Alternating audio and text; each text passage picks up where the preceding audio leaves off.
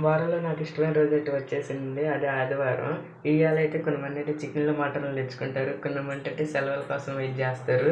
నాకైతే రెండు కావాలనుకుంటా. నాకు చికెన్ కావాలి, సెలవులు కావాలి.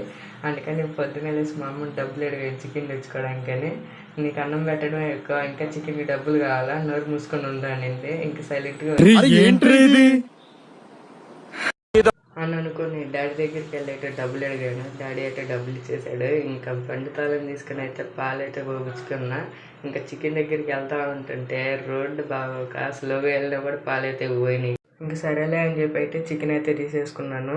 ఇంకా తీసుకుని రాబట్టి అయితే ఇంట్లో వాళ్ళు ఫోన్ చేసి ఒక నూనె ప్యాకెట్ తెమ్మన్నారు. డబ్బులు అడిగితే నీ దగ్గరనే వాడుకోమన్నారు. ఇంకా సరేలే అని చెప్పి నేను కూడా అలా తీసుకున్నా. ఇక్కడ చూస్తే పాలు పోయి ఇంకా ఇది మాత్రం మా అమ్మ చూస్తే ఎందుకు మట చూస్తున్నావా? సీరియల్ చూస్తుంటే కరెంట్ పోయింది అలాగే ఏంది మా మొహమా? దమ్ముని చూస్తుంటే గుండె ఆగిపోతుంది మా ఏదో ఒకటి చెప్పమా.